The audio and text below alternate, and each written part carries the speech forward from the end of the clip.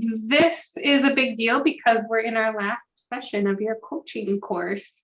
So everybody give yourself a round of applause for being able to make it to this session. You can put up your reactions emoji if you want to try those out. And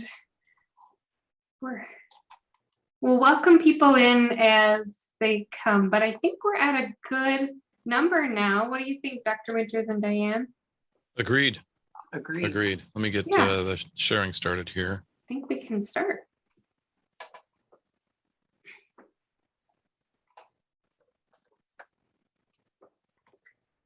Another one.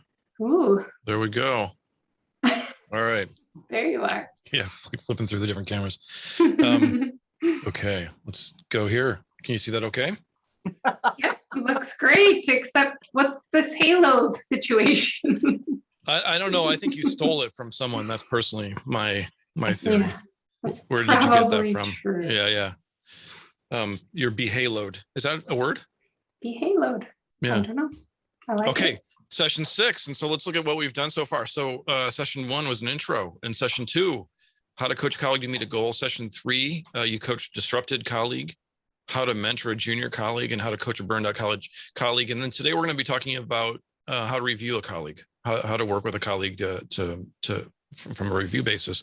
And I don't know, Tammy, if you notice here, it says how to perform an annual review. I crossed out an annual review, and we're going to get into that more, like why, because that's kind of what we've always thought of as annual reviews for the people that we work with, but times are changing. And you are here and probably already knowing that. If not, we're going to help you get there. So I think the first question is like just in chat, do you perform annual or semi-annual or quarterly reviews in your position?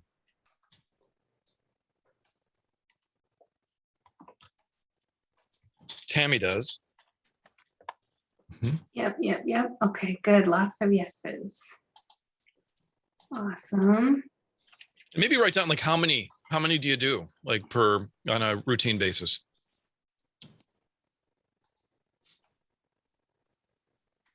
Per person, or I think you have the calculator over here. Okay. So Tammy, like how many reviews do you think per person? Like how many people are you reviewing? Yeah, I like that. Tracy's doing 70. Actually, Tracy, would you mind sharing? How do you do that? How do you schedule that? Can you hear me? Yeah. Yep. We do sign-up sheets. So it's cardiac cath lab, it's respiratory, echo, EEG, EKG, and we put sign-up sheets. And then if they don't sign up, then we just sign them. And then I have 2 managers, one for the cardiopulmonary, one for cardiovascular, and then we try to do them together. Perfect. Yep. How long are the reviews? We try to keep them like 20 minutes in and out quick. And then we also do one halfway through for new employees. And then how often are you doing it? Once a year. Once a year. Gotcha. Once a year. So Diane, as a nurse manager, you did up to 100 a year. Right. How'd you do that? How'd you organize that?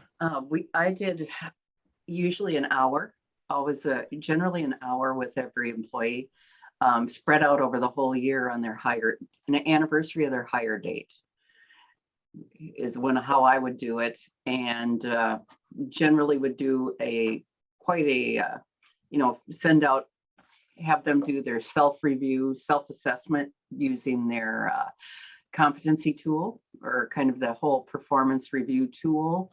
And then I would ask them to identify 3 to 6 individuals in the work unit that they'd like to have, comment on how they're doing in the work unit. And then I would select several that I know worked with them on their usual weekend shifts and gather that information. And then I would compile it, and I'd put together a draft, and we'd talk it through and go from there. Excellent. All right. And so how many of you are reviewed by your direct supervisor? I'm going to guess pretty much all of you. And so maybe this is a safe place. And is it helpful or not helpful? Like, could be better, good? Like, how would you write that in the chat?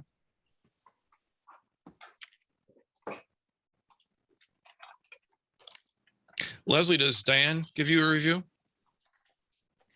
Well, she's been my boss for 11 months and my anniversary is this month, so it's coming up. Okay, gotcha. We need to pass the halo over to Leslie.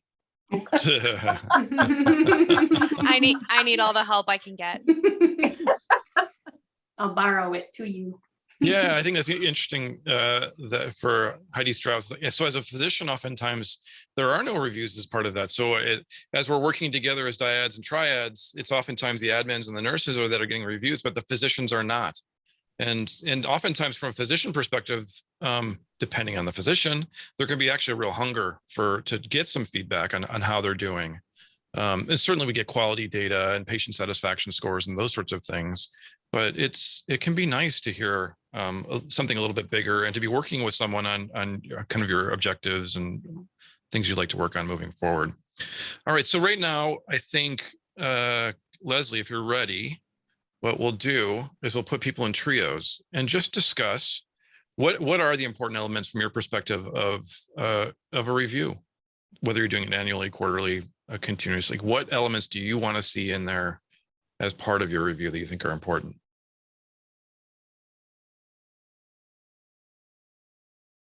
Okay, welcome back. So as some of you are hopping in, the rest will join in about 20 or 30 seconds.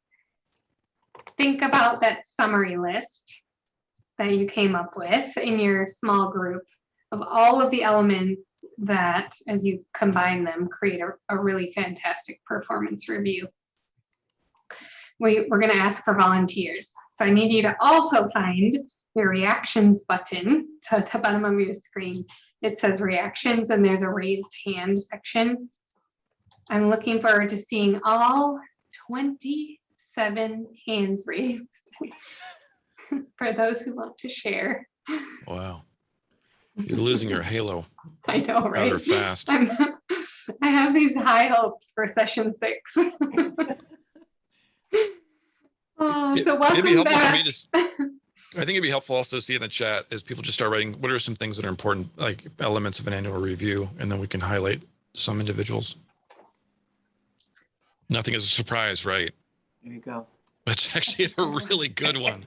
Mhm. That's a really good one. That's very Yeah. important. And while some are typing, if you'd raise your hand, if you would mind sharing what you talked about in your small group, we'd love to hear a few voices today too. Timely feedback should be ongoing, so nothing's a surprise. Annual review should be simple. Frequent feedback, frame as a collaborative conversation about how things are going.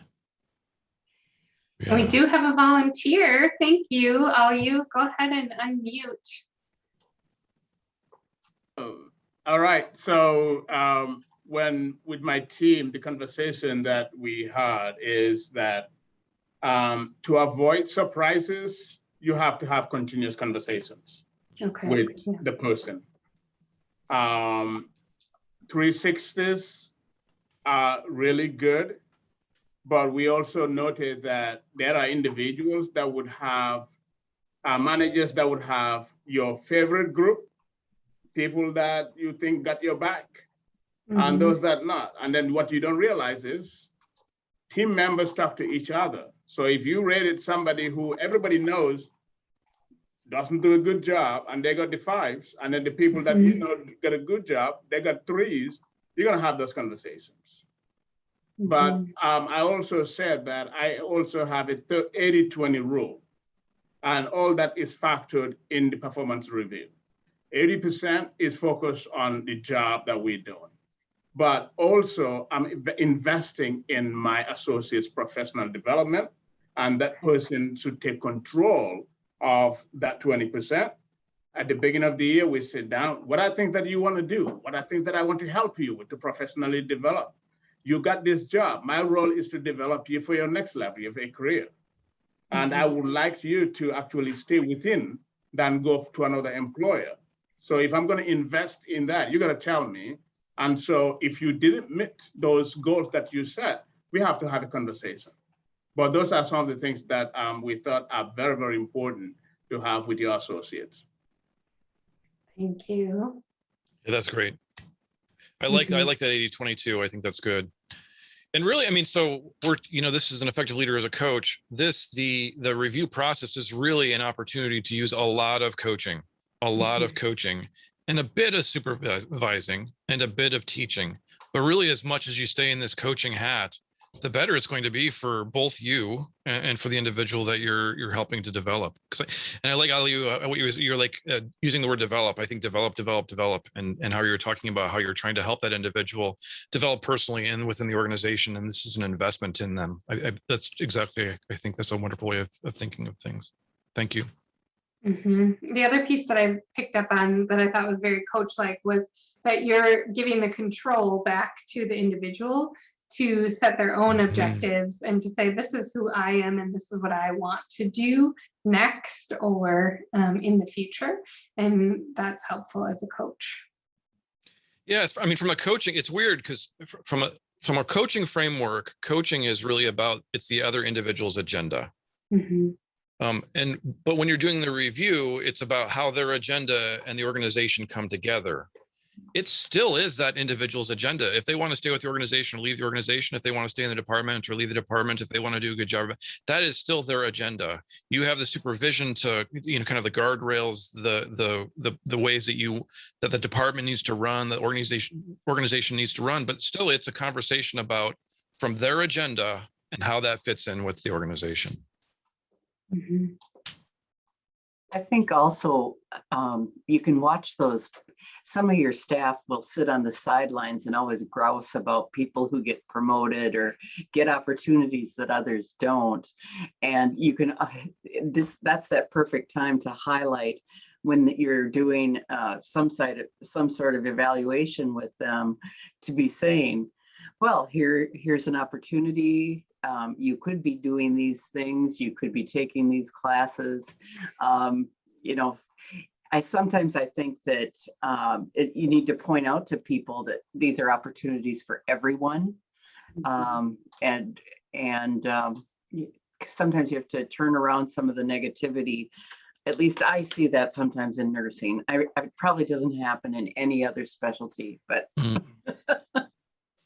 So how does that come up though, Diane? So how do you get that information? Because so you're in this position like a supervisor and someone's coming to you, and we can all know, like, Winters, we know how he is and how he talks and stuff. And but how do you bring that objectively into the conversation as someone who's really trying to be objective? Where I'll see it, generally where I'll get that kind of type of comment is I'll start seeing comments or threads come in through through peer evaluation feedback, where someone will say is often negative about good things that are happening on the unit, or isn't supportive of people who are successful, or seems to complain about when good things happen for other people. That's a thread you can pull out and just ask some questions about, and just say, sometimes, I'm kind of hearing some themes that you're not really liking it. You're not liking some of the new initiatives that happen on the unit. Can you tell me a little bit more about that? And just to kind of try to start pulling out what is it what's behind that. And that's kind of where you start hearing sometimes there's that perceived favoritism, just as we were talking about earlier, or that, you're always giving someone else a chance. And that's when you can really articulate, these are these same opportunities that you can do it. It's your goals. You have the power to change your world, and you have the power to make these things happen. Yeah, and what you did, I'm sorry, Tammy, go ahead. Oh, I'm hearing Diane sort of bring up the fact that the review process is a place that has so many of those deletions and distortions kinds of words that you can double click into. And so that's a skill that I would ask everyone to bring into your next review conversation is, oh yes, as a coach, I'm double clicking into some of those words that are really coming up. And at times I've even mirrored or used words that others are using. Most recently, about a week ago, one of my team said, well, I'm just a curmudgeon. I've been here for 35 years and that's just who I am. And so we talked about what does it mean to be a curmudgeon and how do others perceive that and how does that affect the customers and clients that she serves in her role. And so just digging into that one word opened up an entire string of conversation. Right.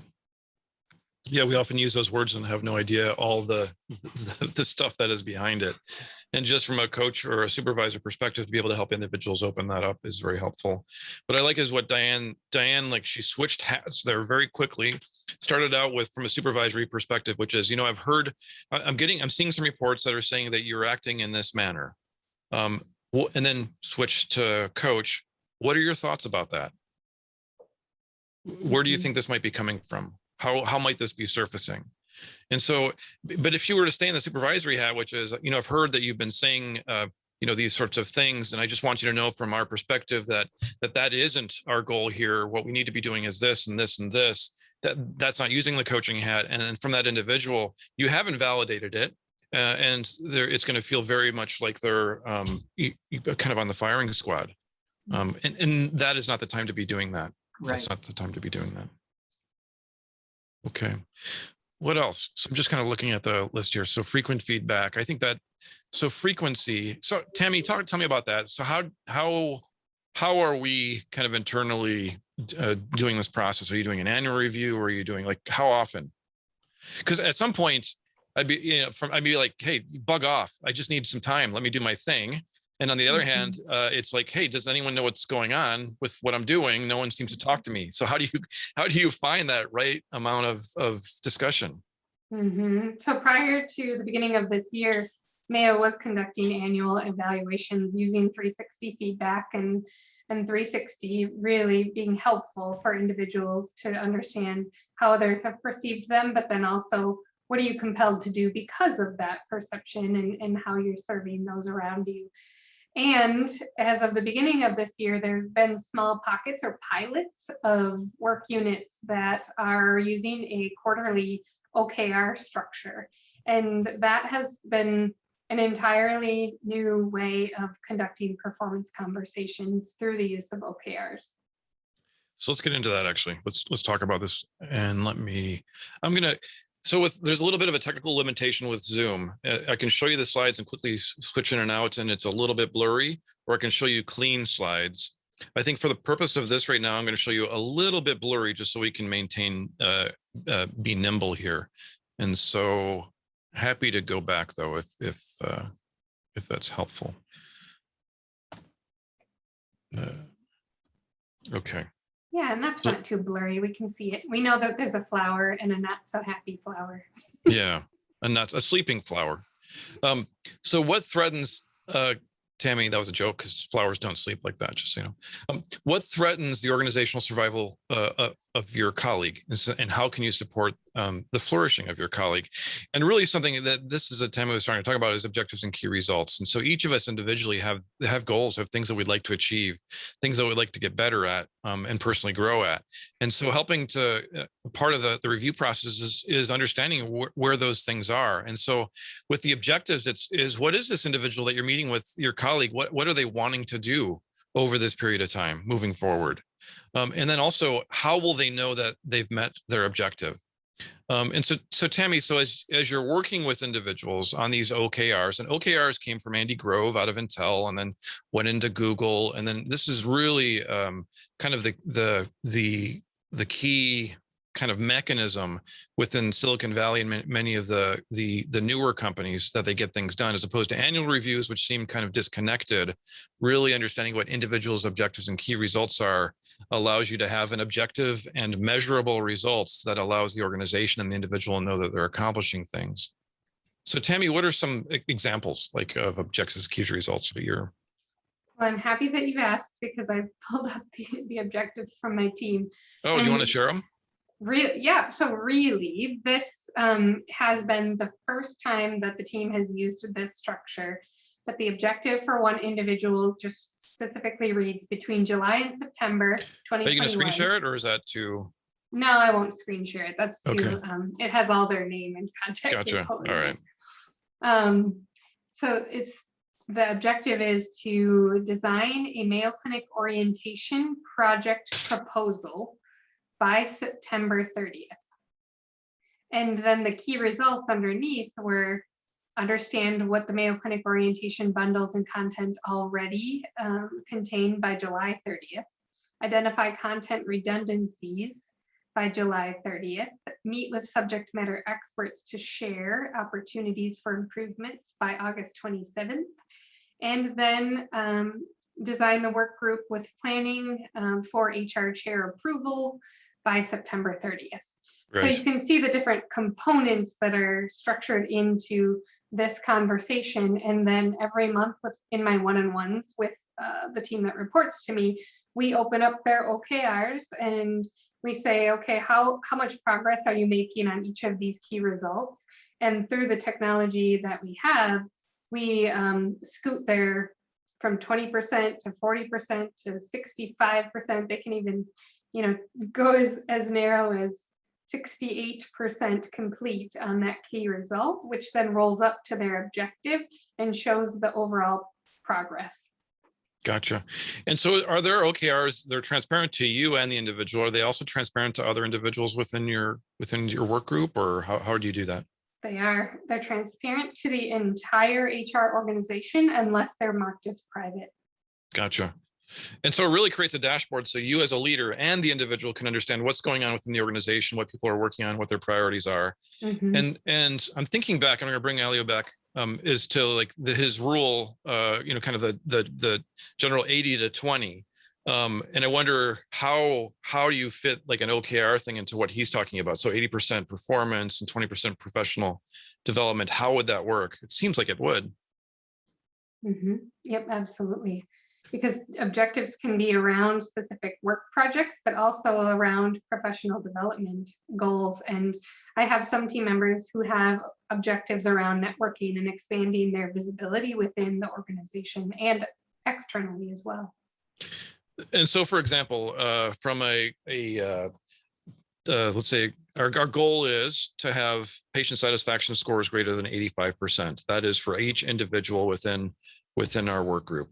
And so that would be a performance expectation. And so the objective then is kind of organizationally objective would be for that individual. The goal is to improve satisfaction scores. And my objective is to raise my scores from this percentage to this percentage over this period of time by doing these specific things and focusing on these specific things.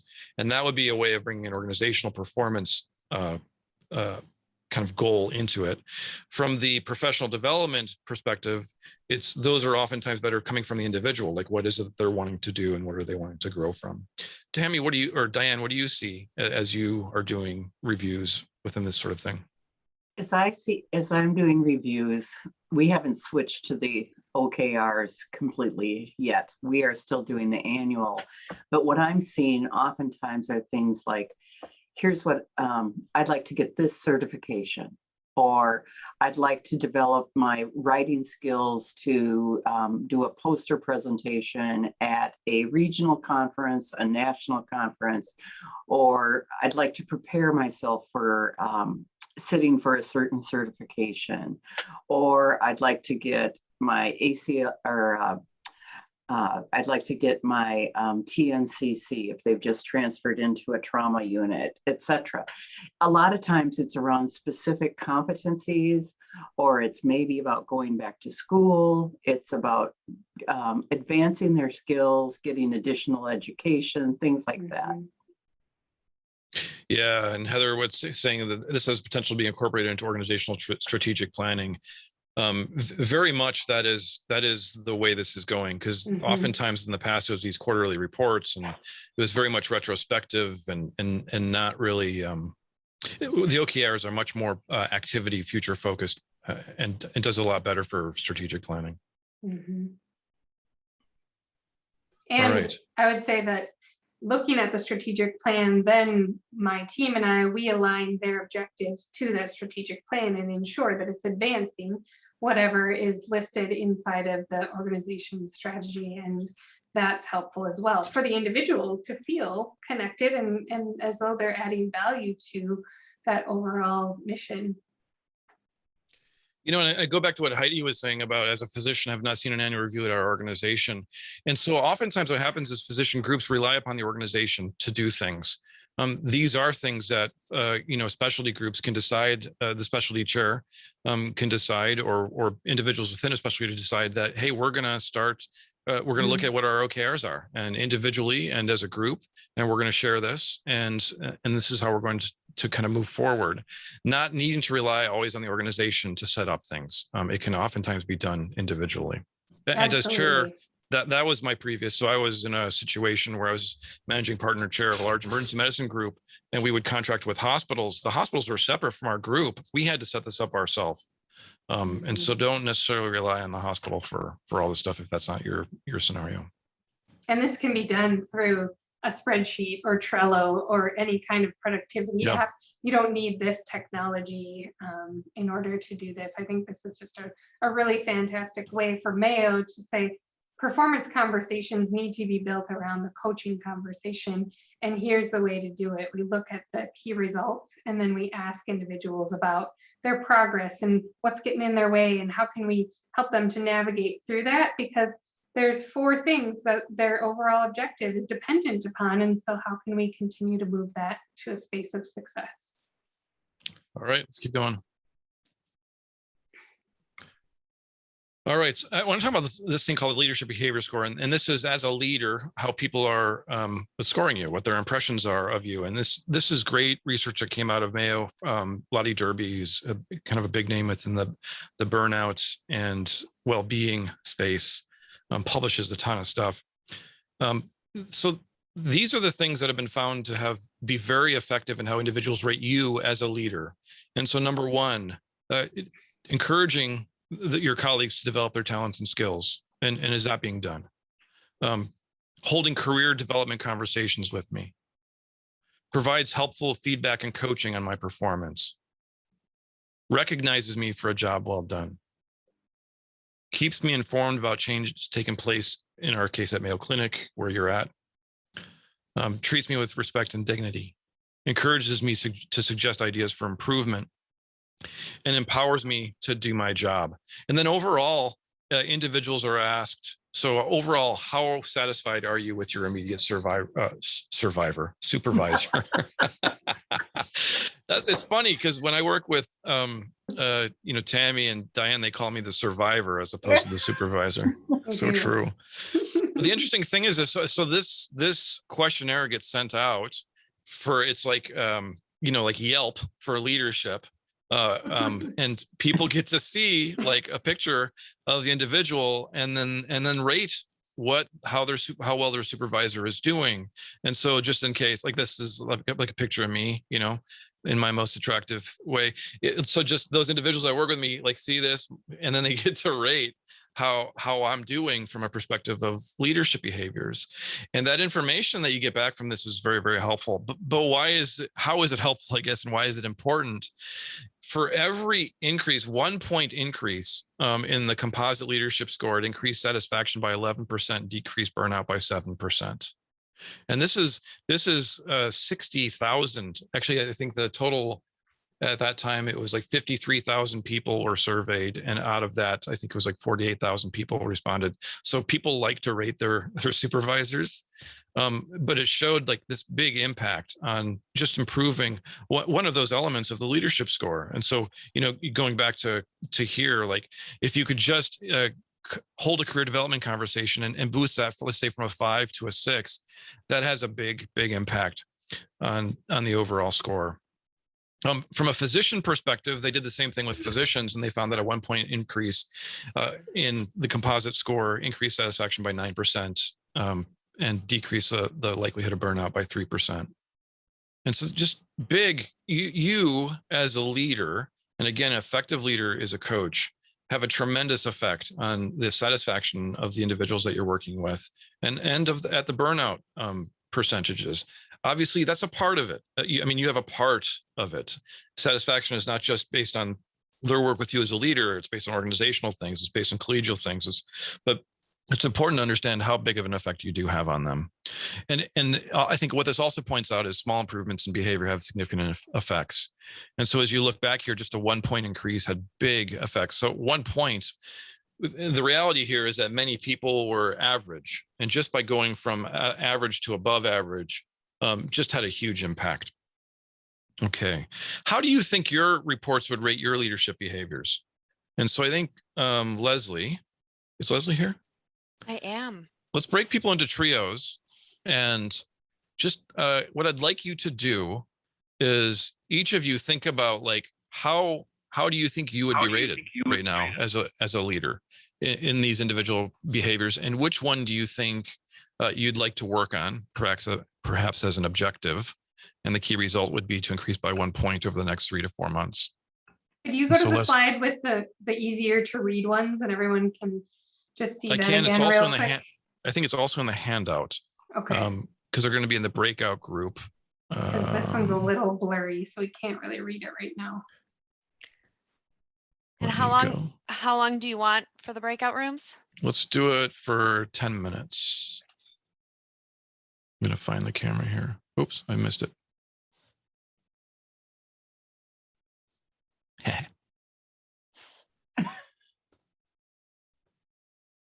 There it is. Yeah, good. That's the clear Good. version. So everyone just write down or jot down the one that you think you could improve on. And it's also in the handout. And it's also in the handout, but this is helpful just to see.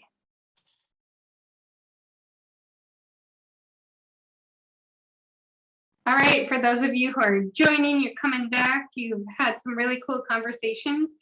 Open the chat and start to type the one element on that leader behavior score, and we'll show you the screen shortly, but what is the element that you think that's what I want to focus on? I'm compelled to do that better. And let's just get a running list going in the chat so we can see what's on the minds of all your cohort members here today. And as others join, we'll ask them to do the same. So just keep the chat growing.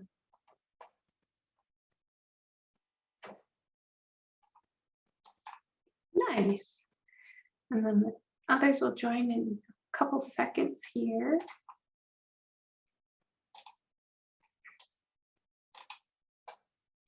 Fantastic.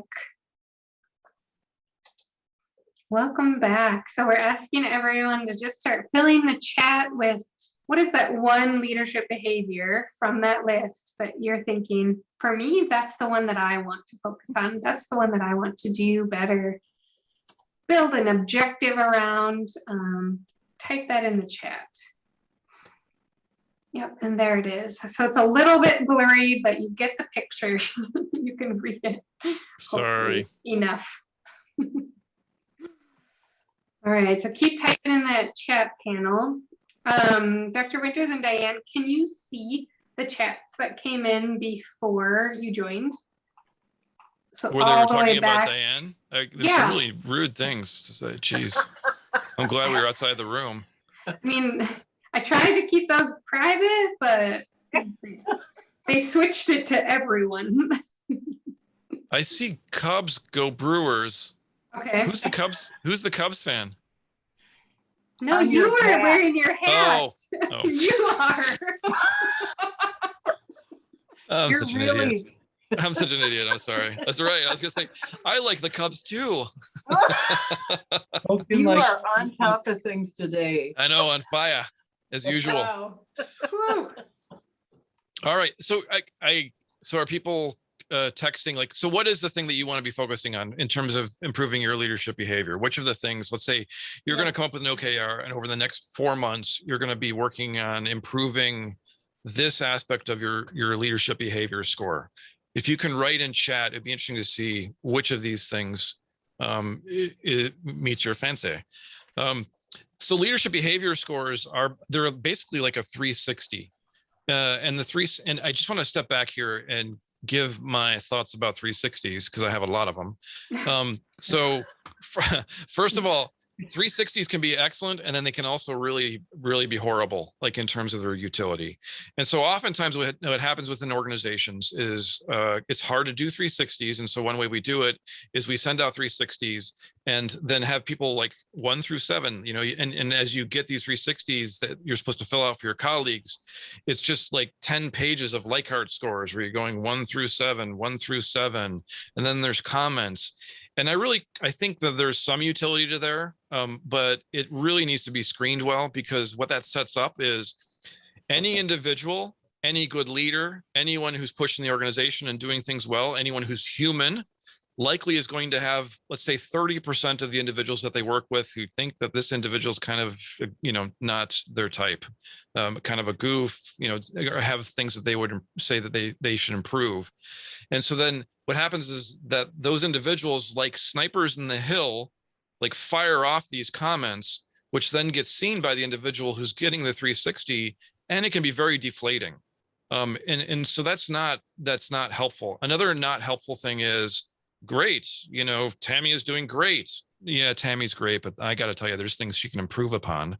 And Tammy would like to hear about that. But oftentimes leaders will get these kind of really rosy reviews that don't really signal in on areas of personal development. So my preference, when possible, is to not use that form of a 360. This leadership behavior score, as I said, is a 360. And imagine you're a leader and you've been tasked with pushing the division or the Department of Cardiology to do this thing, which makes some of the consultants unhappy. It makes some of your colleagues unhappy, but you're doing your job and pushing it. And then you get a leadership behavior score that says you're not doing well. Is it really because your leadership is bad, or are you doing things that are just making people feel have fears and worries, which is just part of this? And so we need to separate out the leadership behavior scores from what's going on in the organization as a whole, what's going on within the department as a whole, what's going on within the different factions of the kind of the social structure of where the individual is working, and take them within that whole context. The leadership behavior score is just part of information that's helpful. As a coach, when they ask me to coach an executive, my preference is to ask that executive, can you give me a name of 6 to 8 individuals that you work with that you'd like to hear what their thoughts are about the job you're doing and where you might be able to improve? And so then instead of sending out like this form to 100 people, this is 6 to 8 individuals that the leader actually likes. And I will talk with that leader's leader to see if they have any other suggestions, just to make sure that we're getting the full kind of breadth of information. And then I personally talk to those leaders. I'll spend 20 to 30 minutes and I'll say, hey, I'm going to be coaching Tammy, and she wanted to hear some information about, what you thought could be helpful for her. And so where do you think are her strengths, or where do you think are some things that are getting in her way? What are some organizational obstacles that she's facing that you think it would be helpful to work through? And then what I do is I take that information and I pull it together anonymously. I take out the crud. If someone sounds like a sniper from the hill, I'm not going to say that. If there's a theme there, though, as a coach, I'm going to be able to put it together in a way that's going to be helpful, as opposed to shooting the individual down. And so I like 360s and I don't like 360s. It really depends on how they're done. And we can say organizationally that we want to hear about what people think about ourselves, but on the other hand, it's also maybe not so constructive. The worst 360 is the 360 an individual gets, alone, and they have no one else to process it with. And so then you have an individual looking at, it's like going on Facebook and seeing people write mean things about you, or things. It's not the best scenario. And so I'm off my soapbox now. Diane, how was that? Oh, that was wonderful. Thank you. That sounds like my 360. Thank you. I do think the one thing I think about when you're going to do a performance review or review of some type is you have to be thinking in context of that individual's performance over an entire year. And a lot of times people's performance is not always consistent. You'll have things that will go wrong, or somebody will screw up in a big bad way, and that will just color your view of them. And you've got to think of them really across that whole year, and you can't let that one incident make it so that you have they have this kind of, if they've done something great, they call it the halo effect. And if they've Right. done something bad, they call it the horn effect, Right. And so you just have to think about it and really think about their performance over the whole time. But I do think it's that sniper on the hill thing can really be devastating. And I have seen some of my top performers come in, and they have perseverated and it's been awake and sleepless nights Mhm. for multiple nights Yep. because of 2 to 3 comments that Mhm. otherwise they've had glowing things.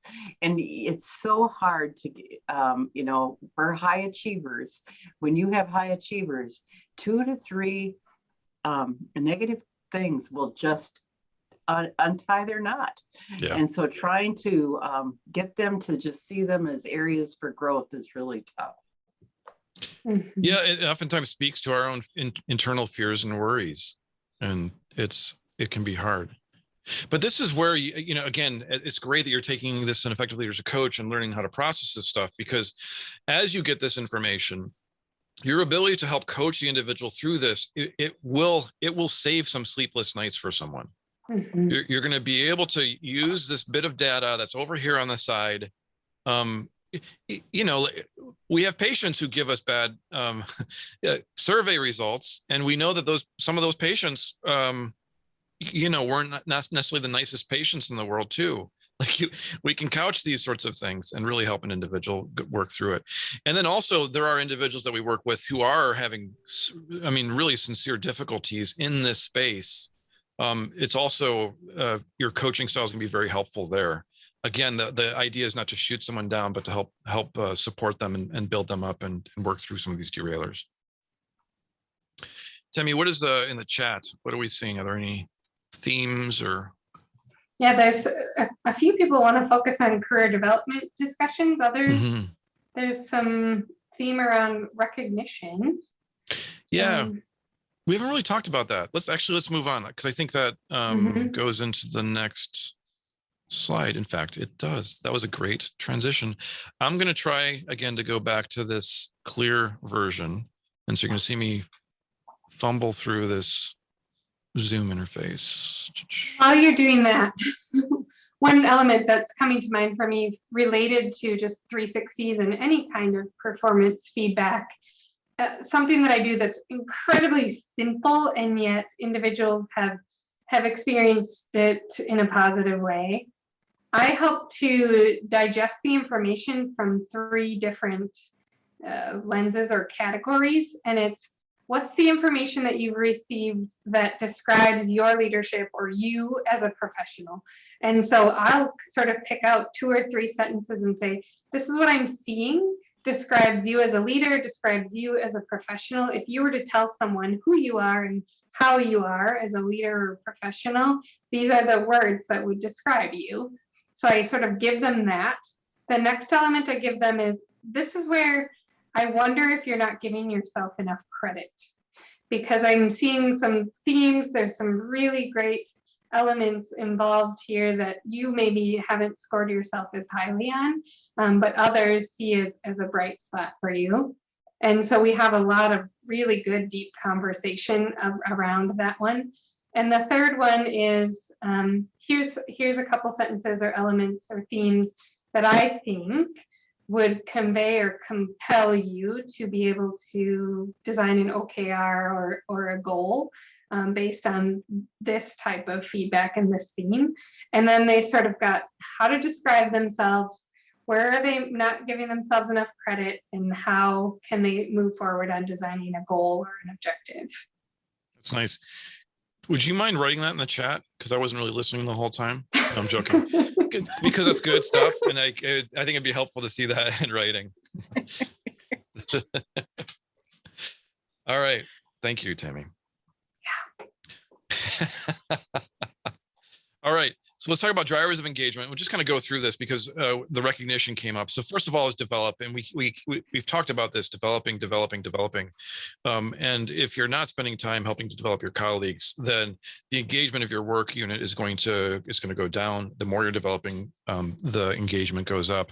And then recognition, and recognition is a big one. And I think about this kind of on a one-to-one basis, recognizing their individuals' accomplishments, the things that they've been doing, so that they feel seen by you. And then from a group perspective, recognizing them, and that may be done in Diane and Tammy, I'm interested in what your thoughts are. Like, that may be done in newsletters, that may be done in meetings, that may be done as you're having a conversation with their boss or sending an email to their boss. And CCing them. And, I would say, hey, Diane, I just would like to tell you that Leslie does a great job. She's outstanding, wonderful to work with, gets things done. She makes me uncomfortable frequently, but I think that's probably good for me. And I would CC Leslie too. And that way what happens is Diane's getting information, Leslie's getting information. It's a way of just recognizing and building someone up. It's actually sponsoring someone a little bit. And it works out well for you too. Bulletin boards, I've seen groups have bulletin boards of accomplishments, publications, nice patient letters, all of those sorts of things, thinking about, and oftentimes a group will be developed with a work group about recognizing. And so like the recognition work group who's looking out for opportunities to celebrate the individuals within a work unit. Diane, Tammy, anything else, any bits that you'd add? I think the most powerful thing that you can do to recognize an employee is to give them a handwritten personal note. And because nobody does that anymore. Yeah. And Tammy and I are wondering what that would look like because we've never received one.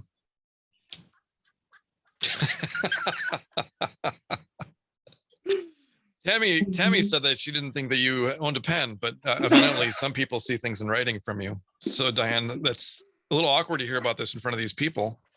But yeah, I think the personal note is very helpful, very helpful. Informing. And so this is another thing from a leadership perspective is you are, as a leader, you're on the frontier, like on the cusp between inside of your division, department, organization, and the outside. And so for you to be able to inform the individuals that you're leading about all of the things that are happening outside, what other work groups within your department or division are doing, what the organizational strategy is, all those sorts of things is very important to improving engagement. Otherwise, what happens is the rumors start to fill in the void, and they start to create kind of the pseudo information that isn't necessarily the reality that is there. Valuing individuals, and I think from a valuing individuals, showing that, and this is, I think, as you look at it from the perspective of values of the organization and the culture of the organization and the mission of your organization, and recognizing those times when people are doing something, from a Mayo Clinic perspective, it's rich ties that really embody the values of the organization, engaging people, hearing from them, wanting to understand what's going on with them. You're doing this in your reviews and understanding the objectives and key results. You're engaging with them one-on-one. People find that helpful. Respecting the differences, respecting that that we all see things from in different ways, that we all come from different backgrounds, we come from different cultures, we have different, all the great things, the differences that we have within the work group really add to it, and respecting those differences. And then the supervision and just making sure that you are, keeping things, I guess, in line, and making sure that the resources that are needed to get the job done as much as you can are there for them. And so these are the things that are going to drive engagement. Diane, anything? Dahami? Nothing to I add. think, well, I just am enjoying Tony's comment and the fact that you haven't done anything to deserve Diane's note. And Tony? Jeez. I've been receiving them monthly, so I don't know where yours are. Oh, no. Wow. All right. Thank you. All my fears come to light. I mean, honestly, from a leadership perspective, you can have this, you can see how you could create sort of a scorecard as you're just trying to make sure for some of us, maybe informing is more natural, and individually recognizing or group recognition isn't so, it doesn't come as easy to us. You can see how you can create a list of things that just are on the top of your mind to make sure that you're addressing those things that our colleagues need. So tell us about where this is coming from. I see a reference there at the bottom. Winters, RC, You're the Leader, Now What? Oh, yeah. Mayo Clinic Press, 2022. There's a book coming out in May called You're the Leader, Now What? And that's that was written by a goof that looks like me and has my background. And so this is part of one of the chapters in there. Actually, another thing is, as we move forward, you may hear about, and I would love to have you in another program that we offer called You're the Leader, Now What? And the idea behind that program is, so with this program, you've been learning one-to-one, basically leadership as that is coaching, and really boosting your coaching in addition to wearing the teacher hat and wearing, the other hats when appropriate. The You're the Leader, Now What program now has you stepping back from one-to-one leadership and stepping into how do you basically use a coaching approach to lead groups of individuals, and how do you facilitate really difficult, complex decisions and help a group move forward within those spaces and address the fears and worries of the groups and those sorts of things. And one of the ways we do that is you have a complex challenge. And some of the complex challenges that people have been working on is for example, making a neurosurgical service line. Diane, what are some of the things that the groups have been working on? Getting people discharged from the hospital faster. What are some other things? Medication reconciliation process is a big one. Ambulatory surgery center. A group had an ambulatory surgery center, and they're trying to figure out how to get non-investors to operate there. Like, they're really interesting problems, challenges. Developing service lines. Yep.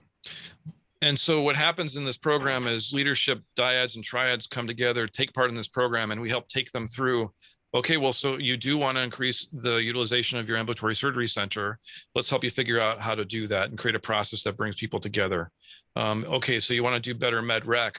You want to get patients discharged earlier in the day, and we'll help take them through a process that gets those things done. And the nice thing about that is in the program, you're working with other people who are doing the same thing. You learn a lot of tips that helps you, even if that wasn't the thing that you were working on itself.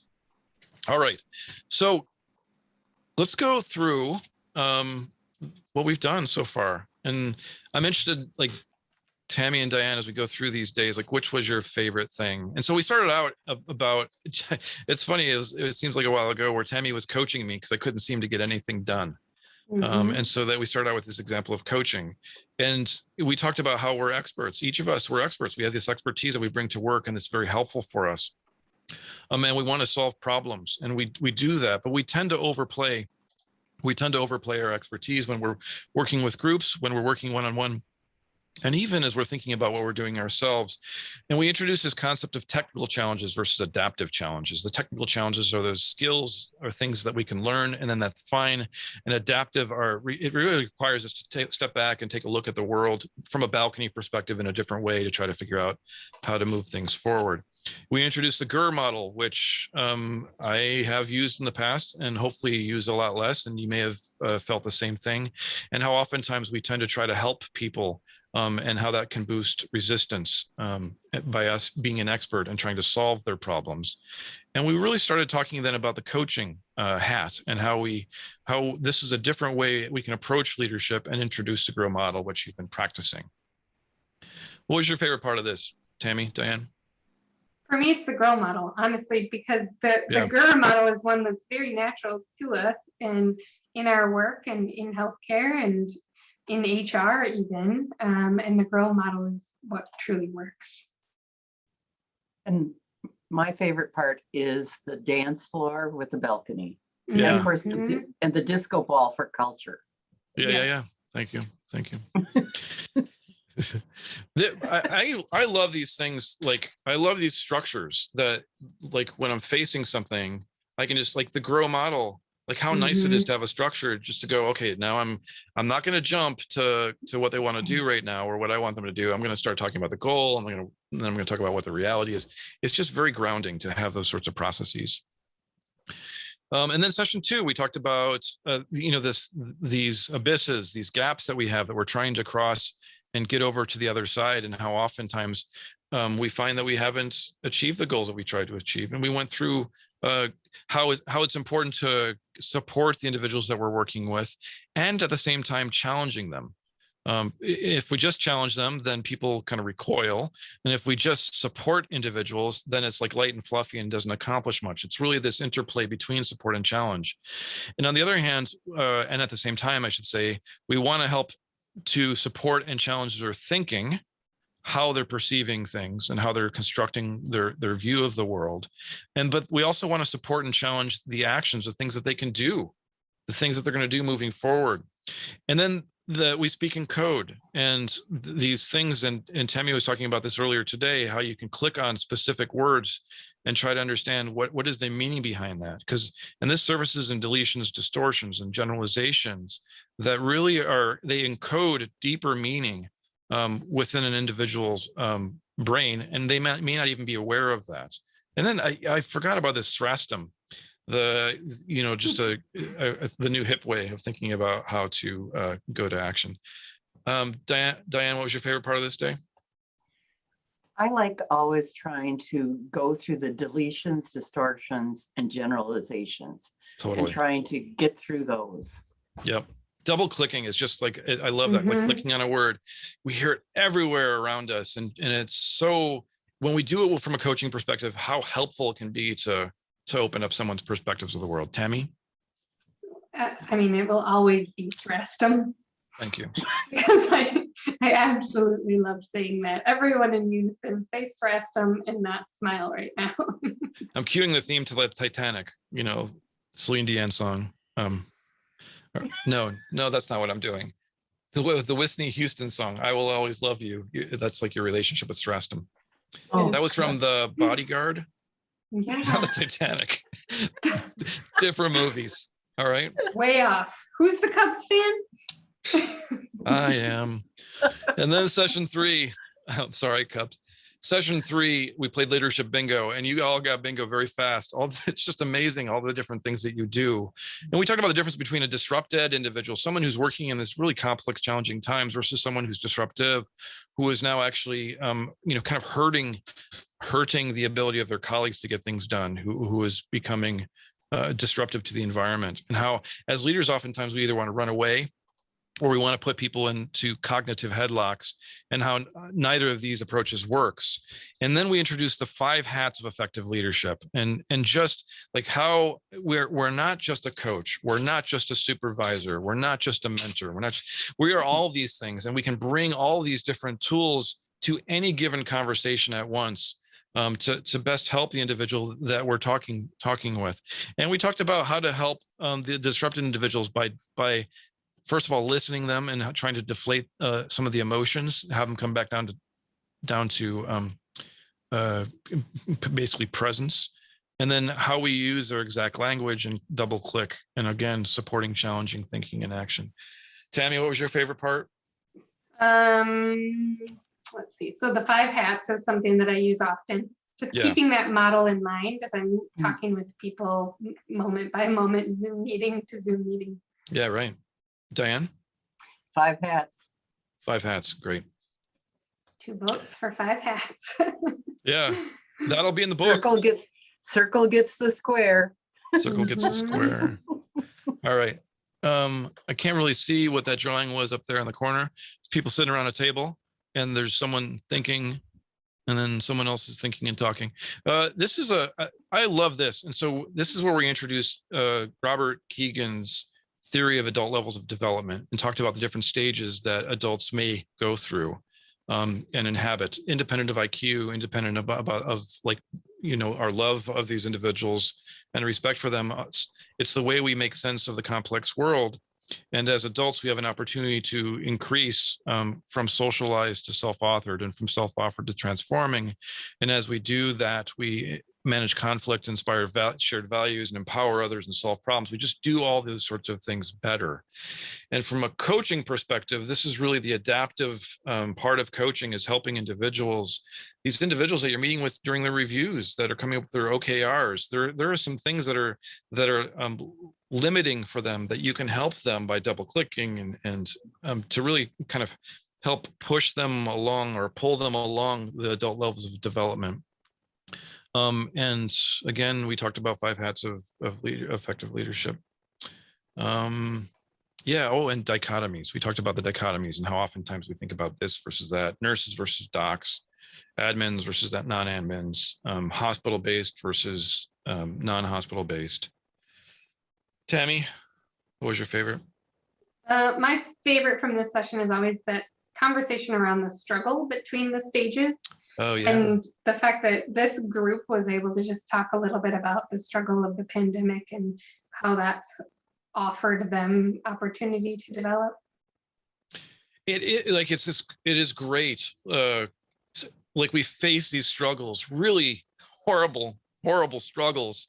And on one hand, they're really uncomfortable, but on the other hand, if we can look at these as opportunities to just change the way that we're making sense of the world and improve our effectiveness, there's a little bit of a light at the end of the tunnel that isn't a train approaching you. Diane, what are your thoughts? I like the versus when we're looking at the versus, Yeah, because I think that so many times as you evolve through your career, in the beginning, you feel very pitted toward, it's always, it's their issue, not our issue. And then as you continue through your career, you start to see all the shades of gray. Yep. And as you continue along the trajectory, you continue to realize that the power is always in coming together. Yep. And that's always where it is. And you wish you'd done that at the beginning. So true. I mean, you can, like, you sit in a meeting and you're like, I got you. I know who you are. Those individuals were just speaking in terms of us versus them. The real leaders in organizations are those who can defend against what they themselves are trying to work forward from the other person's perspective. They can just speak to other people's perspectives, oftentimes as good as those other individuals. Session 5, this was coaching burnout and helping improve well-being. And so we learned about the 3 components: the cynicism, the emotional exhaustion, and decreased effective, and the things that we face just on a daily basis that can be drivers of burnout. And we talked about how important meditation and running and eating well and those sorts of things are, but how those are not cure-alls for burnout. And the myths of it's not just you, and you're not a helpless victim, and this isn't a terminal diagnosis. These are things that we can rise and grow stronger from. And I think a big thing here was just understanding that anytime we're looking at any of these problems, we look at it from the perspective of the individual, from the perspective of the inter-individual, the colleagues, from the perspective of the organization, and then also from the perspective of the things going on in the world outside. Each of these is a lever that we have, things that we can do to help improve engagement and decrease burnout, improve well-being. It is a system issue, and we do these all staff reviews.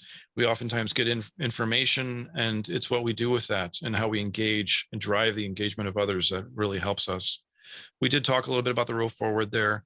The stress plus recovery is growth. We are in a very competitive workspace. Healthcare is competitive, and oftentimes we tend to overdo the stress and not insert the recovery there. That's very important to have the recovery for growth. We talked about pagers, and this is one of those things I use on a frequent, I'd say daily basis, as I'm trying to think about as I'm coaching someone. Am I addressing the very components of their well-being in this conversation? And speaking to just what we talked about, the dichotomy, how important it is for us to be able to speak from both sides of issues. Diane, what was your favorite here? I still think speak from both sides. Yeah, it's good. Tammy? Recently, it's been the stress plus recovery. Yeah. and being in conversation with so many people about what does it mean to recover, even just for a few minutes. Okay. All right, Leslie, can we do a trio breakout?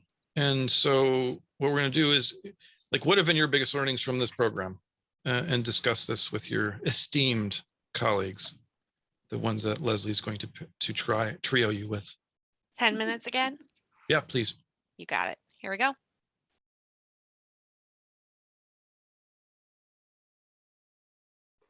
Okay, so we really do want to know what are some of the biggest learnings that you've had throughout the program, and start chatting away in the chat panel.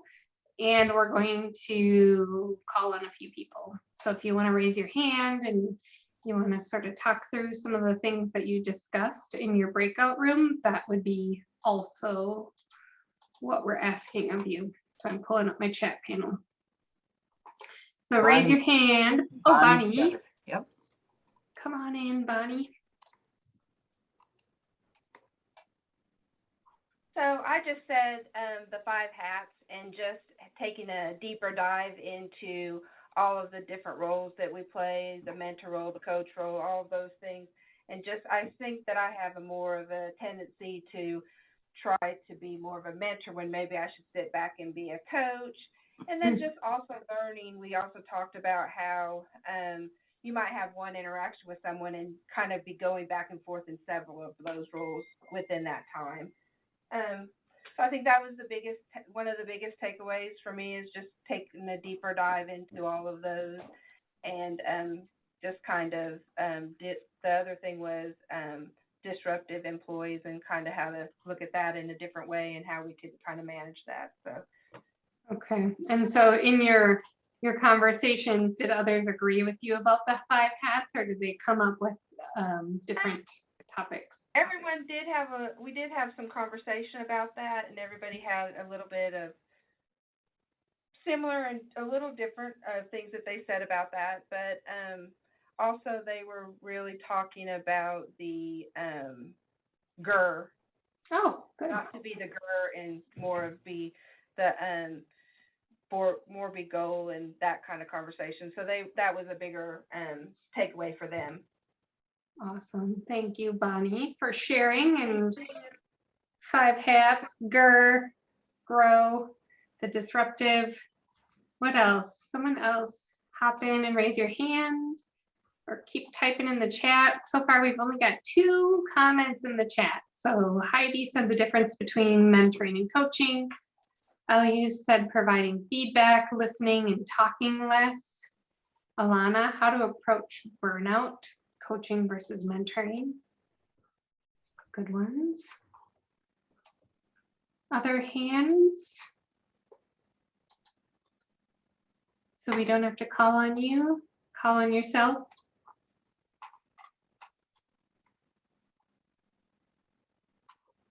Talking in code. I wonder if we could hear from Anne. I'm really listening. Good. Anne, would you mind just offering up a little bit more about what you mean by talking in code? What did you all discuss in the breakout room? Yeah, so for me, I found it helpful to go over the diving into those, because sometimes you don't know how to approach someone who comes to you and says, you guys never communicate anything, or they use those code words. And I found it very helpful to have the discussion about how you really dive into those to get to the root cause and what the problems are. Dr. Winters, thoughts on that one? Yeah, I mean, I totally agree. I mean, Good one. the code stuff, I think it's so interesting just from a self perspective to think about the common shortcuts that we use in our own thinking. That's the great thing. I mean, honestly, as I first trained, went to graduate school for coaching, the thing that was interesting to me about it was like learning about how to help other people and how to help them think, but in doing so, really like the personal development that comes out of that, and all these sorts of skills that we learn as a coach applying them to ourself, self-coaching there's lots of rewards to it. And it looks like Heidi is a fan, as you are, Diane, about the balcony and dance floor. Diane, any comments on that, or do you want to chat with Heidi?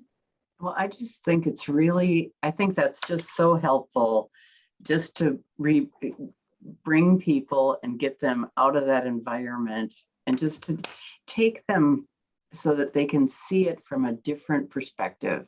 Yeah. To be able to see it from, just take them out of that milieu that they're in that crazy place, and to take them out of that where they can gain perspective, be thoughtful, actually kind of reflect and see, gee, this is what's really happening. It's just so helpful. Yeah, Heidi, how has the balcony helped you to become a better coach or leader?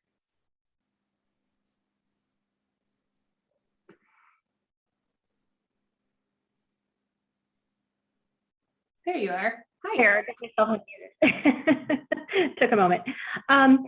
Yeah, it's been a very good perspective and a very good visual, because it really is, there is a big difference between participating in discussion, or I guess when people get upset about things, or there's big challenges, or all those sorts of things, those emotions really rise up. And so from a psychological perspective, it's really very helpful to step back and be on that balcony once in a while and just look at things from a different perspective. What do we really need to accomplish? What are our goals here? How can we work together to solve a problem? I think that just having those visuals, I think have been a very, very helpful thing, especially during these difficult times, with a lot of stressors with the pandemic. People are stressed at the max, and they aren't their normal selves. And you see some behaviors from folks that you wouldn't otherwise expect, even people who are leaders and clinicians and all those other folks. But it's really nice to have that perspective about, let's look at this from a different angle. So thank you. Yep, enjoyed it. Appreciate that. Yeah, stop slam dancing. Get out of the mosh pit. Get on the balcony. Right. Let's just waltz. So I think it'd be helpful, as we're kind of winding down here, is just understand how we can improve this. And so let me just put this up here. So how can we improve the course?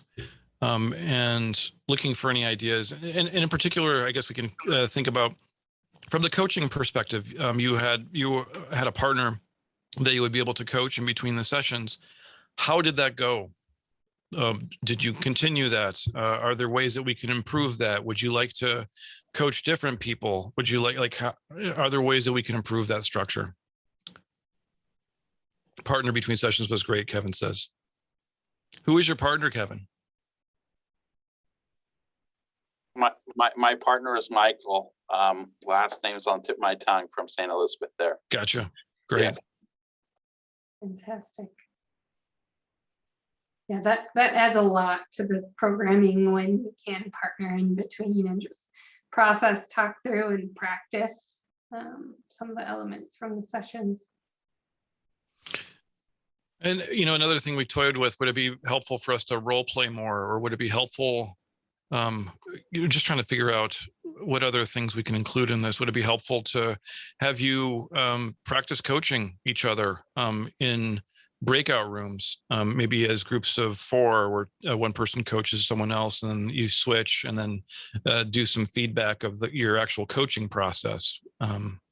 Would that be helpful?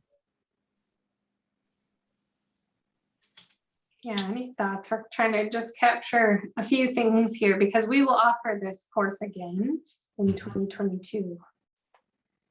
So we've got some agree, the partners were great, the opportunity to practice was helpful, breakout session coaching would be helpful. The thing I like about, as we came into COVID and the move from in-person to virtual, my sense is that this is improved by being virtual, because it gives us time and space. We learn something in one program session, and then we're able to practice it. And then the next program session, we build something on, and then we practice it. Versus if we were to do this all in person over 2 days or 3 days or something like that, it's really kind of doesn't give you the opportunity to practice that. Am I thinking clearly as I think about that, or what's your sense about an in-person versus the virtual version of this? So as some are typing, Tony had said, I liked the breakout sessions as they were constructed. Others have said, yep, some breakout practice is good. How about someone to coach my coaching? That's a nice one. Mm-hmm. The cadence of the virtual was good. Coaching is hard over the phone. Yeah, phone is a little bit difficult. Zoom I've found is wonderful for coaching.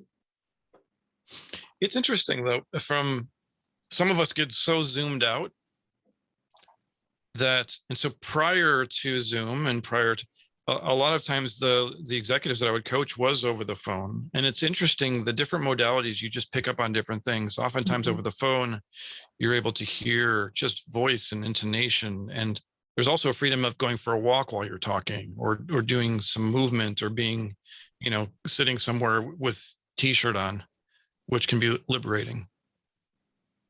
It's liberating, Diane, to wear a t-shirt sometimes. Thank you. Thank you. There, I said it out loud. I've been wanting to say that. I feel so good. I don't know how I have gotten by this long in my life without your daily tips. So Diane, you said that you had pens. I'd like to see if you can show us a pen. Let me see. I'm sure Nope, she does. I still don't see it. Nope, you're trying to, it's still, no, I still don't see it. Blends in with the background. What about the comedy? I wonder if you could comment on that in the chat panel. I'm glad we're calling it that. I need the gritted teeth emoji. Where's that? Pretty sure there is one in the chat. Oh, here it is. I'm putting that up there. There we go. That's me. Okay, so we have like 7 minutes left, and I think, I put up this, that I really want to thank you all for being here. That for me, it's very gratifying, because just to think of each of you now in your organizations, and like applying these skills to your colleagues, I know it's going to improve the engagement. I know it's going to improve the effectiveness of your organization. I know that this style is just such a great booster for your organizational culture. And I really like the opportunity to be able to meet with you, like all of us across organizations, and to hear the different perspectives. And so I want to thank you for that, and thank you for going through all 6 of these sessions. Tammy, you have any thoughts? Just congratulations. Yeah. These sessions are not easy, and there's a lot of content, and then practice in between, and sort of thinking about your leadership and your style and the way that you're coaching, and then trying that out and it being uncomfortable. Thank you for doing that, and congratulations on completing the course. This is the end, and so we're proud of you. Diane? Yes, well, thank you all for participating. You've weathered through six sessions with Dr. Winters and my bantering. Should we double click on that word? Weathered. Yeah. I have weathered. Well done. Leslie or Dylan actually is going to send out a course evaluation. We really appreciate it if you can fill that out. And then also somehow embedded in that is also the CME, like the continuing education for nursing, physicians and administrators, that credits are also embedded within that. We use those comments. There may be some, glowing comments or some constructive criticisms that you didn't want to say out loud today. It's helpful for us to see those sorts of things. Because we will perseverate on them for it's months. Actually true. And not yeah. So please be kind. It's like a 360. Well, thank you for the thank yous, and thank each other too. You all learned a lot from one another as well. All right, so we're going to stand here and awkwardly stare at each other until 3. You're welcome to go. You're welcome to ask questions. You're welcome to, you use Zoom to its fullest while we're here. Thank you. Thank you. Bye, everyone. Congratulations. Thank you. Have a great evening, rest of the day. Fall weather, pumpkin Thank you all. spice. Yep. Thank you. Thank you.